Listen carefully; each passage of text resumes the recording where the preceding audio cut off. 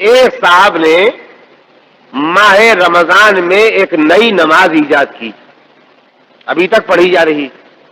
یہ نماز خدا نے نہیں واجب کی، نہ سنت قرار دی، بتائی نہیں نماز. نبی کے زمانے میں بھی یہ نماز نہیں پڑھی گئی، نبی نے نہیں کہا کہ یہ نماز پڑھو. نبی کے بعد 2.5 سال جو پہلے صاحب حکومت کرتے رہے ان کو بھی خیال نہیں آیا. بعد میں ایک صاحب کو خیال آیا کہ رمضان عبادت کا مہینہ ہے، ان کا میں خیال بتا رہا ہوں کہ رمضان کا عبادت کا مہینہ ہے، لاؤ ایک عبادت ہم بڑھا دیں. یہ ہے نماز تراویح. جنہوں نے بھی ان کے حالات لکھے ہیں انہوں نے یہ لکھا ہے کہ یہ پہلے شخص ہیں جنہوں نے نماز تراویح کی ایجاد کی.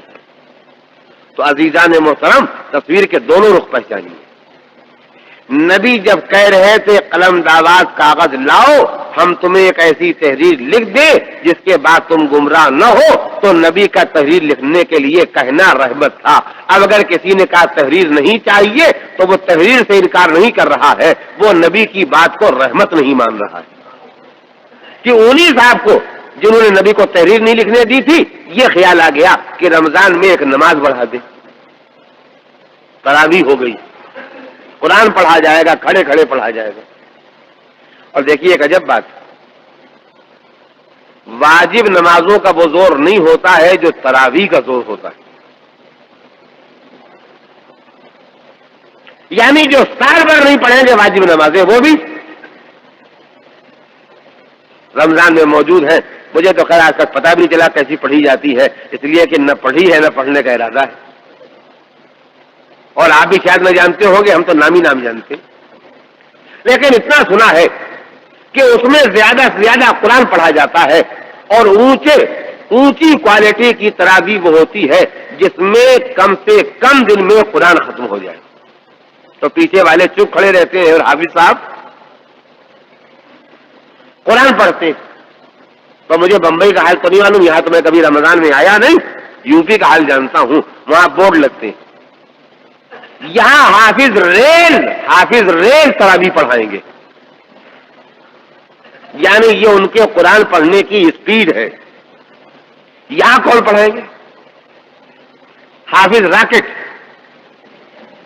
اس لیے کہ ریل تو آہستہ آہستہ چلے گی. ان کا ایک مسجد میں 3 دن میں قرآن ختم ہو گیا. اس مسجد میں مہینہ بھر میں 10 قرآن ختم ہو گئے. تو یہ سب صحیح، مگر عزیزو یہ بھلاوا ہے، یہ شیطان کا دیا ہوا بھلاوا ہے.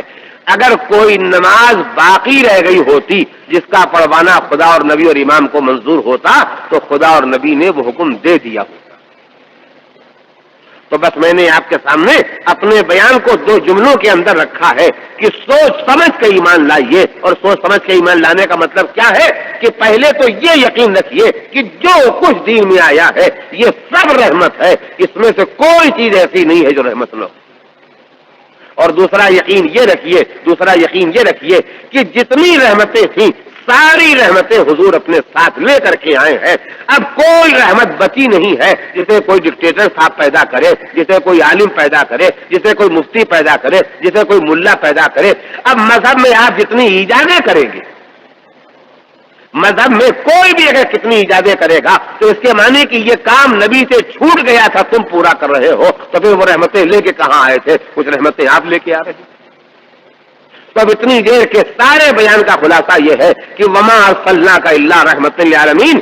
پیغمبر کے بارے میں یہ ایمان رکھو، اللہ کہتا ہے کہ ہم نے اے رسول تمہیں بھیجا ہی نہیں، اگر بھیجا ہے تو صرف رحمت بنا کر بھیجا ہے اور سارے عالموں کے لیے رحمت بنا کر کے بھیجا ہے. تو بالکل پکا ایمان ہونا چاہیے کہ جو کچھ دین میں آیا ہے سب رحمت ہے، اور جتنی رحمتیں تھی وہ سب آ گئی ہے. اب کچھ باقی نہیں ہے جو دین کے علاوہ ہو. یا صلوات بھیج دیں.